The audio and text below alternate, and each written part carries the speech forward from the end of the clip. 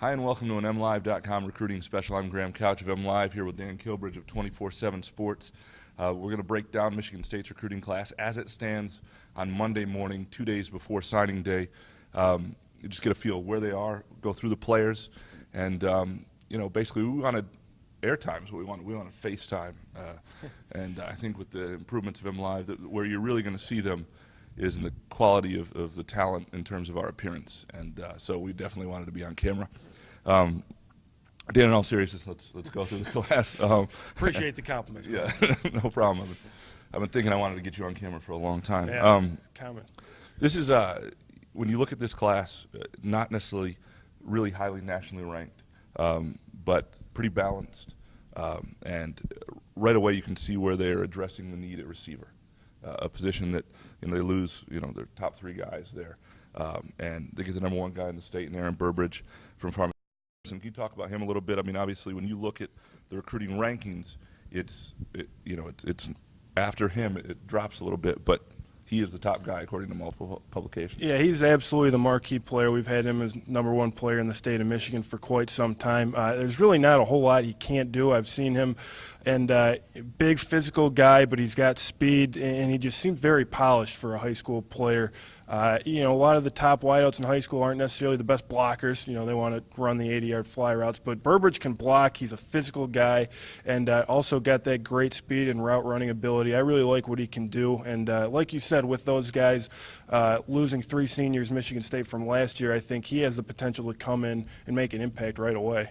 Another guy just this weekend, Monty Medeiros, a Cincinnati Moeller kid, had a lot of Big Ten offers, Michigan included, Nebraska, Illinois.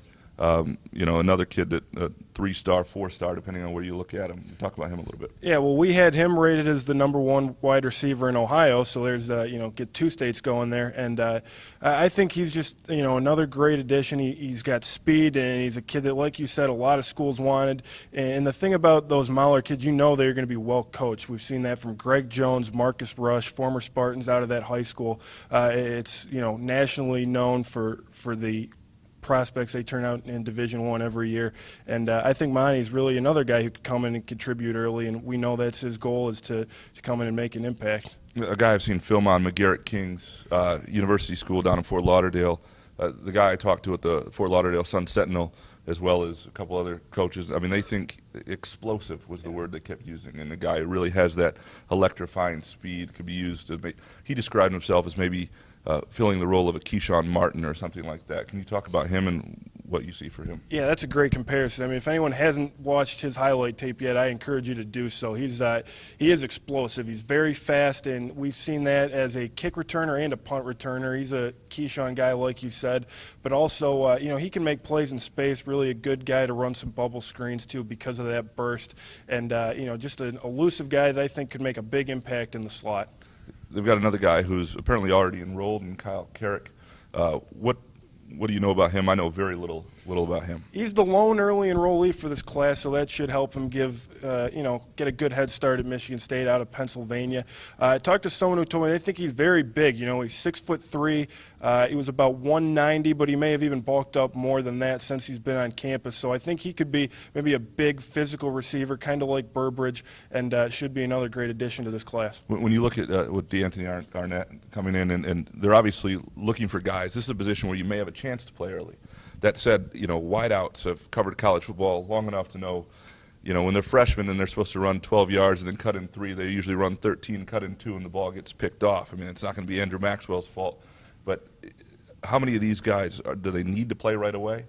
And I mean that there are going to be growing pains even for a guy like Burbridge. Sure, I think you maybe see 2 or 3 of them play right away next year because, like you said, Arnett was the big pickup. It's almost like he's another member of this class, even though he's a 2011 guy. So I think maybe you got Keith Mumphrey and Benny Fowler, some guys that should see some time as well next year. But I think maybe Burbridge is a definite possibility, and I think Kings could play as well. I like both those guys. Is Arnett, from what you hear, is he going to get that waiver? Is that the likelihood? You never know with the NCAA. I mean, let's be honest here. They could do anything pretty much. But it sounds to me like that is what the hardship waiver was made for, is this type of situation. And right now I think it does sound like a strong possibility that he will be granted that waiver. Moving on to the quarterback position, Tyler O'Connor, a guy from Lima, Ohio, however you want to pronounce it. A guy from your organization, Steve Whitfong, who I talked to, is one of the national guys for you. Yeah. Really thinks he has a chance to be the quarterback of the future. Likes what he does. Big guy, pro-style quarterback.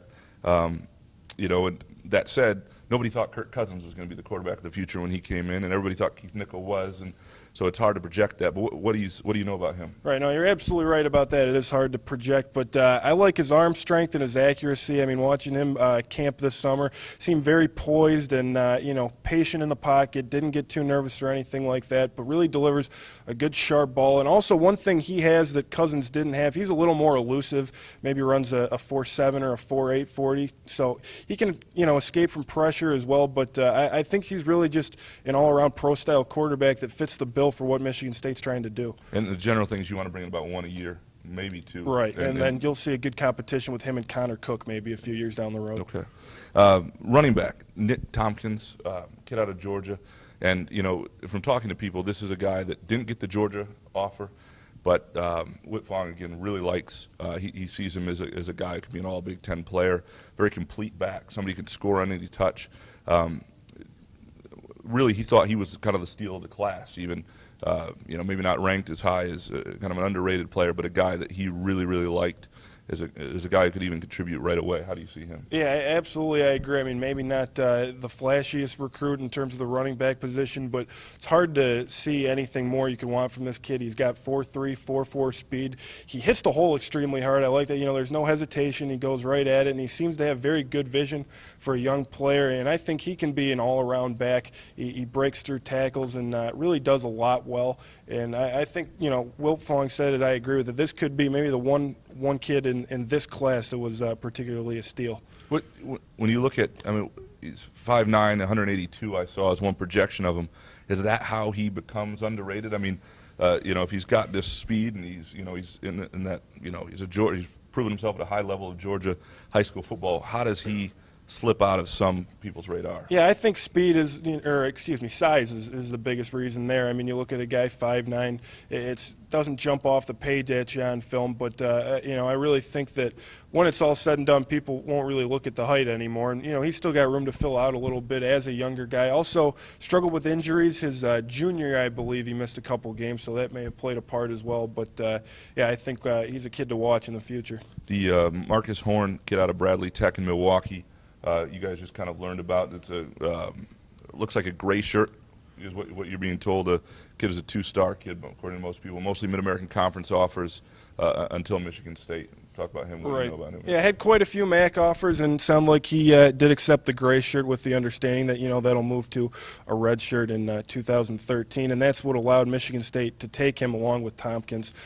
You also have Edwin Baker leaving for the NFL, which opens up a spot there. But another smaller guy who's shifty and got some speed.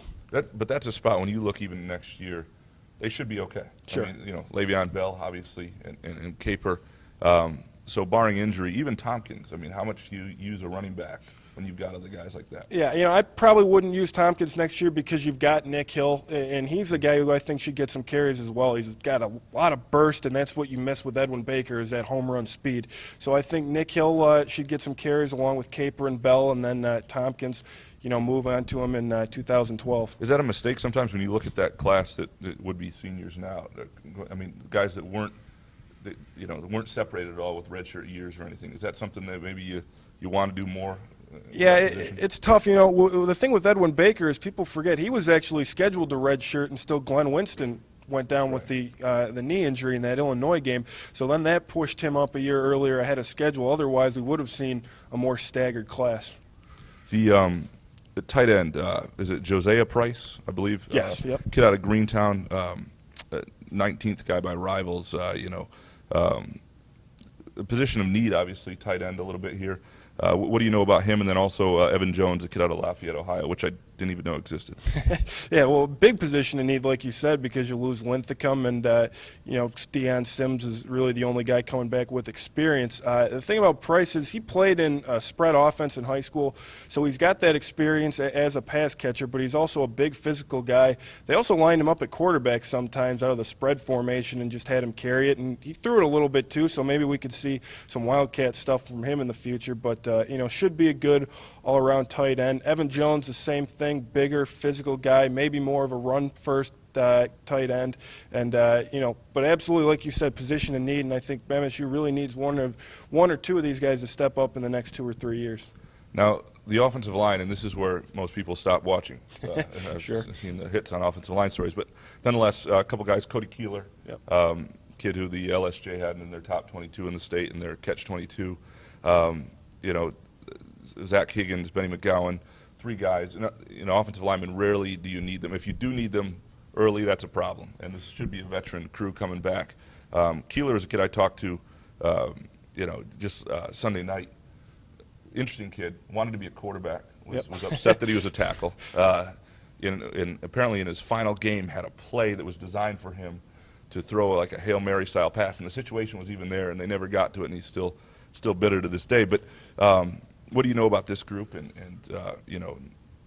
Obviously it's hard to project linemen. Sure. Maybe more than any other position. Yeah, well, we did see Joel Foreman get that carry on senior day, so maybe there's more down the line for Keeler in the way of trick plays. But kid I really like is Benny McGowan. He was sort of under the radar, too, committed this spring. But he had an Iowa offer, and that's kind of a good way to judge linemen, I think, aside from the star ratings. If they've got an Iowa offer with their track record of linemen, that's a pretty good sign.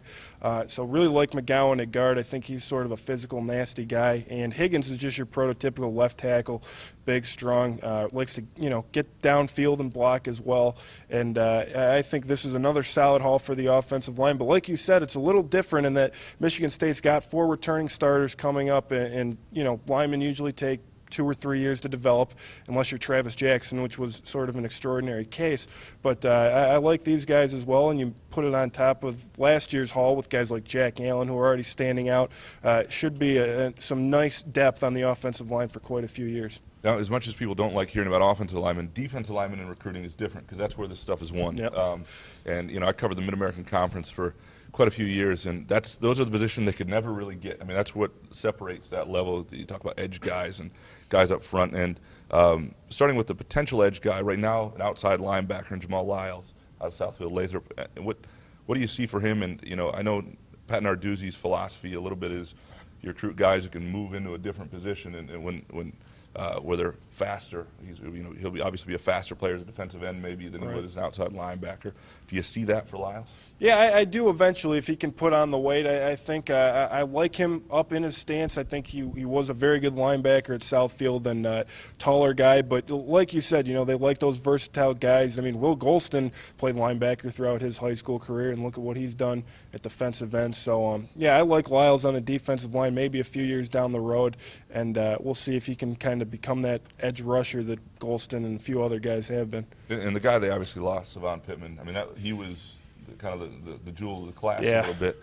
And Urban Meyer comes in, and this is one of the reasons you talk about early signing periods that some people want or something like this, so you don't have these coaching changes which change commitments. There are lots of arguments on both sides of things, but that would have changed certainly the way this class is rated and changed that position a little bit. But as of right now, that's the only defensive end there. They've got David Fennell, kid out of Portland, Oregon, Canadian. Right. Moved for his senior year, as I understand, and pretty much off the radar until Michigan State came with an offer. What do you know about him and how they found out about him? Yeah, I think they found out about him. They have those Canadian connections. We've seen him get Jamichael Dean, former offensive lineman, and Arjun Colquhoun, current defensive back out of Canada. So they like those Canadian kids that maybe no one else sees because that's an area that's not a hotbed for recruiting, obviously. But they go to those places, and that's sort of what D'Antonio and his staff have to do because, like we talked about earlier, they're not going to get these 5- and 4-star guys every class with consistency. So they really need to look elsewhere, and I think he's another guy that could be, a Keyshawn Martin or a Le'Veon Bell, guys that were not highly rated at all, but turn out to be great players. So when you say they go to these places, are there grad assistants in Saskatchewan right now hunting, guys who are looking for guys who are hunting bear and things of that nature? Well, that's a good question. Eating some bacon up there, Yeah. but no, I'm not aware of any specific connections to his area. I know that he did move and sent out his highlight tape. Michigan State was one of the schools that he did send it to, and I think they liked something about that. Defensive line coach Ted Gill went out to see him, and obviously they liked what I saw. I mean, I've seen the tape. He is very powerful. He's good tackler and really packs a punch. Maybe somewhat raw right now, but exciting prospect. And if there's ever a lesson for Canadians sending out game film from high school, you should take him at Steve Nash. I mean, how he wound up at Santa Clara, Michigan State, anybody could have had him a long time ago. Anyway, different sport, different topic. Ezra Robinson, defensive back out of Sarasota. What do you know about him? Good coverage skills, and I know that he's a faster guy as well. And I think, the big thing here is it's important that Michigan State keep branching out to Florida. So much talent there, they can't all go to Florida State and Florida. But really like him and McGarrett out of Florida, and I think Ezra is another guy under the radar a little bit that could come in and do some things. And then Jermaine Edmondson out of McKinley. Yeah, Savon Pittman's former teammate who tried to convince him to stay, but didn't have any luck. Maybe he'll need to work on those skills in the future. But, yeah, good ball skills, really goes up and attacks it, and that's what we saw Michigan State's defensive backs do better this year than they have in years. So I think he'll fit right in. So as we said, it's 18 or 17 if you count the gray shirt for Horn. Sure. Are they going to get to 18? Are they going to go over that? From what I've heard, they'd like another defensive tackle, maybe something of that nature. What else might happen between now and again? This is by the time you're watching, this is Monday morning, late morning, and Wednesday, which is signing day. Right. It's, a little unclear how many spots are open, whether it's 2 or 3 remaining, but Demetrius Cox is the defensive backs out of Jeannette High School in Pennsylvania that they really want. Sounds like there's still a possibility they could land him. Also, another guy they're in on is Jamichael Winston, defensive tackle that came here over the weekend and visited with Will Golston. He's another guy. And then one other offensive lineman in the mix, Kyle Dodson, a Wisconsin commit who was here a few weeks ago. I'm hearing that's, not such a great chance anymore than it was, but yeah, I think we can expect Michigan State to add maybe 1 or 2 additional prospects before it's all said and done, with Demetrius Cox being the real home run possibility there. Any of these kids who have committed, you think waffling at all? I mean, I've seen signing days where you think you have the story written and you show up and the 2 key guys are gone, and there are different 6 other receivers they found the night before have shown up and things of that nature. Yeah, I don't see any on this list, and I think that's kind of D'Antonio's recruiting style. He doesn't pressure kids into committing, and sometimes you might lose out at a commit like that if you're not trying to get one right away. But, yeah, because of the way he does it and wants kids to really make sure that they know what they're doing and understand their decision, it seems like all these kids right now are pretty solid. What is this class missing when you look at it? What is there? What does it not have other than the marquee name? Is there anything that really they didn't get? Well, the pass rusher. I think we touched on this earlier. Not a marquee pass rusher, and Michigan State's had a few of those with Golston in particular. But that's really about all you could want, especially with the wide receivers and the depth they've built elsewhere. A lot of good offensive linemen. I really think the lack of a dominant pass rusher is really the only thing missing at this point. From talking to a couple of people who, like yourself, cover this business and recruiting is an interesting game, and it looked like D'Antonio had made a lot of headway with Michigan, and a couple of years ago when he had pretty much all the top recruits in state who were staying in state were coming to Michigan State over Michigan. That seems to have turned a little bit, and with Brady Hoke and Brian Kelly and Urban Meyer have kind of staked their claim a little bit. Is that is there any way to defeat that, or is that going to be one of those things that for forever you're trying to find a few diamonds and get a couple blue chippers and develop kids? Well, they're never going to be able to just cherry pick whoever they want in Michigan. And the thing is, though, is there any way to prevent that? They already have, in a way. The past 3 or 4 years, when Michigan was going to Florida and California for their guys, D'Antonio was laying the foundation in Detroit, in the Michigan area. And so while you're not going to get all those kids, and you see a class like this where 6, 7 of the top guys in state are going to the Wolverines, That's going to happen with Hoke simply because he went back and started putting an emphasis on the state of Michigan, much like D'Antonio did when he first came here, and that's something Rich Rodriguez didn't do. But because D'Antonio already has those ties that he's built over the past 4 or 5 years, you'll still see Michigan State compete, and as long as they continue to win games on the field, it's not going to change anything overnight, but over time, you can start to see more and more of those 4- and 5-star kids in state start to go with the Spartans. Of the guys on this list who might play early, obviously offensive linemen, it's not going to happen. Receiver, position of need. Who do you see most likely to play next fall? I think it's McGarrett Kings and Aaron Burbridge. I mean, we touched on the need for receiver, and this is, I think, the best recruiting haul in the Big Ten in terms of receiver position. And really like those guys. I think they're explosive and they're mature enough in talking to them. They seem like they have good heads on their shoulders. So I would put the money on those two guys right now, just based on the position and need. And probably see a defender or two come in. Maybe Jamal Lyles could see some reps, like Max Bola did as a true freshman, or Tywan Jones this year. So I think maybe 1 or 2 guys on defense as well. The thing is, recruiting is such an inexact science, and Sure. I think we've all covered it, where 4 stars wind up as busts and 2 stars are first-round draft picks. And the other thing is, if a lot of guys in this class are being relied on, that's not a good sign for next year's team as it is. So obviously be interesting. Football recruiting is one of those somewhat bizarre things that really captures us. If you write about these kids a year from now, when they're redshirt freshmen, nobody will read it. But this year, everybody cares. It's a little interesting how that dynamic works. Yeah, it's exactly right. I mean, it's they don't even care about these kids anymore. It's who are the 2014, 2015 prospects. Where are the elementary school quarterbacks that are coming in? There's an 8th grader who's on his 2nd Twinkie, over at Otto Middle School today, and kid's getting big already.